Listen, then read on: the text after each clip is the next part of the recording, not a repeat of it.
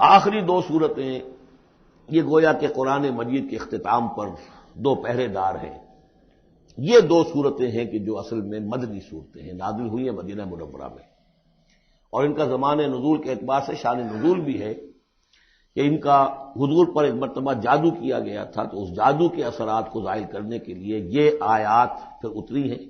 اور حضور نے پھر جب ان کی بار بار تلاوت کی ہے تو وہ جادو کے اثرات، ایک یہودی نے کیا تھا جادو آپ پر،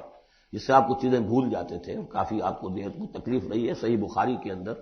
یہ روایت موجود ہے۔ ہمارے جدید کچھ نیشنلسٹ ہیں اور جو خاص طور پر منکر حدیث ہیں، وہ سمجھتے ہیں کہ اس میں تو توہین ہے رسول کی کہ جادو کا اثر ہو سکتا ہے۔ رسول بھی اس اعتبار سے بشر ہوتے تھے، تلوار کا اگر کاری زخم پڑا ہے تو خون نکلا،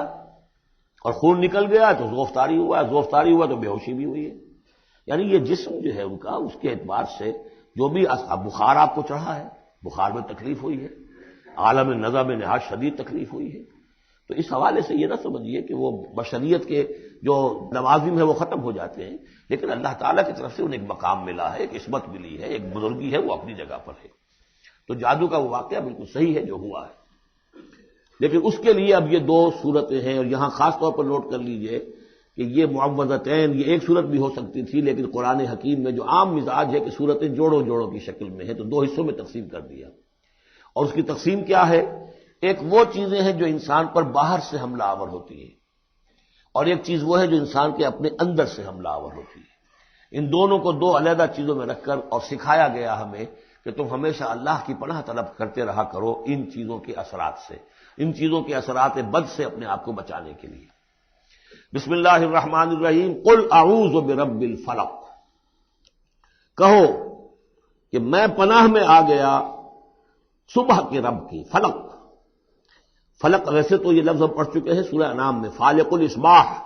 رات کی تاریکی کا پردہ پھٹتا ہے اور سپیدہ سحر نمودار ہوتا ہے، یا گٹھلی، فالق الحب والنوائے، تو وہ جو گٹھلی ہوتی ہے وہ بھی پھٹتی ہے تو اس میں سے دو پتیاں نکلتی ہیں تو درخت بنتا ہے۔ اس اعتبار سے فلق سے مراد یہاں صرف صبح نہیں ہے، بلکہ جو اگلی صورت میں آ رہا ما خلق، جو بھی کچھ اس کائنات میں اس نے پیدا کیا ہے در حقیقت وہ عدم کا پردہ چاک کر کے اس کو وجود بخشا ہے، عدم سے، عدم محض سے، کریشن ایکس نہیلو، بغیر کسی شے کے کسی شے کو بنانا۔ تو قل اعوذ برب الفلق من شر ما خلق، میں پناہ میں آتا ہوں اس کی تمام مخلوقات کی پناہ سے۔ اب آپ غور کیجئے، مخلوق ظاہر بات ہے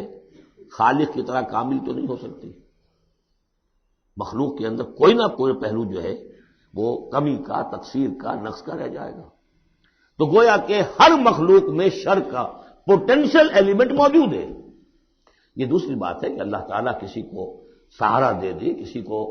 اپنی طرف سے عصمت عطا کر دے، اپنی طرف سے خصوصی پروٹیکشن عطا کر دے، پوٹینشلی خلق جو ہے وہ گویا کہ مستلزم ہے، اس کے ساتھ شر کے اندر کا پہلو موجود ہوگا۔ قل اعوذ برب الفلق من شر ما خلق، یعنی وہ شر جو ہے خود اپنی جگہ پر کوئی علیحدہ مستقل وجود رکھنے والی شے نہیں ہے، بلکہ وہ شر جو ہے خلق کے اندر جو کمی کا پہلو ہے، جیسے ہم نے انسانوں کے بارے میں پڑھا، خلق الانسان من عجل، انسان کی سرشت میں جلد بازی ہے، خلق الانسان ضعیفا، انسان کمزور پیدا کیا گیا ہے۔ جو اس کا فطرت والا پہلو ہے، جو روحانی پہلو ہے، وہ تو ہے انا خلقنا الانسان فی احسن تقویم، لیکن جو یہ حیوانی پہلو ہے اس کا جو مادی وجود ہے، اس میں تو ضعف بھی ہے۔ ان الانسان خلق ہلوعا اذا مسہ الشر جزوعا واذا مسہ الخیر منوعا، تو یہ تمام چیزیں جو ذہن میں رکھیے۔ قل اعوذ برب الفلق من شر ما خلق، جو بھی مخلوقات ہیں ان میں سے جو بھی شر کا پہلو ہے میں اس سے اے پروردگار تیری پناہ میں آتا ہوں۔ ومن شر غاسق اذا وقب، خاص طور پر یہ رات کو ڈھانپ لینے والی جو ہے رات، اندھیرا، یہ ظاہر بات ہے اسی پھر رات کے پردے میں چوری بھی ہے، ڈاکہ بھی ہے، اسی میں پھر غول بیابانی جو ہے، شیاطین جن ہیں ان کا بھی جو حرکتیں ہوتی ہیں، پھر یہ ساری چیزیں جو ہے اسی کے سلسلے من شر غاسق اذا وقب، سانپ بچھو وغیرہ بھی اسی وقت نکلتے ہیں۔ ومن شر النفاثات فی العقد، اور جو عورتیں گانٹھیں باندھ کر پھونکے مارتی ہیں، یہ جو بھی ٹونے ٹوٹکے ہوتے ہیں اور اس کی وجہ سے لوگوں کو نقصان پہنچایا جاتا ہے، گویا کہ یہ بھی اس کے اندر بھی کوئی حقیقت ہے، یہ سفلی عملیات بھی ہیں، ان کے بھی اثرات ہیں۔ جیسے کہ ہم جانتے ہیں کہ جادو جو ہے حق ہے، برحق ہے، اگرچہ کفر ہے، شراب کی تاثیر ہے لیکن حرام ہے، کچھ نہ کچھ حقیقت ان لکیروں میں بھی ہے لیکن ہمیں روک دیا گیا کہ ان کے چکر میں مت پڑو۔ یہ جو منجمی ہے، نجوم کی حرکت، اس میں بھی کچھ نہ کچھ حقیقت ہے لیکن روک دیا گیا۔ تو کسی چیز کا ہونا بالفعل یہ اور شے ہے، لیکن اس کا جائز ہونا یہ اور شے ہے۔ تو بالفعل یہ عملیات ہیں جو سے اچھے اعمال ہیں، اور ان کو جو ہے کوئی اچھے اوراد ہیں، اچھے وظائف ہیں، تو ان کے کچھ اثرات جو ہیں اچھے ہو سکتے ہیں۔ اسی طریقے سے اس قسم کی چیزوں میں جادو کے کلمات ہوتے ہیں، ان کی بھی تاثیر ہے۔ اور وہ جو عورتیں جو ہے وہ جادو کرتے ہوئے، جس کو ہم کہتے ہیں کہ وہ تعویذ گنڈا وغیرہ جو ہوتا ہے، پھر وہ اس میں پھونکے مارتی ہیں، تو اللہ تعالیٰ سے میں ان کے شر سے بھی پناہ چاہتا ہوں۔ وَمِن شَرِّ حَاسِدٍ إِذَا حَسَدَ، اور حسد کرنے والے کے شر سے بھی میں اللہ کی پناہ طلب کرتا ہوں، جبکہ وہ حسد اپنا استعمال کرے۔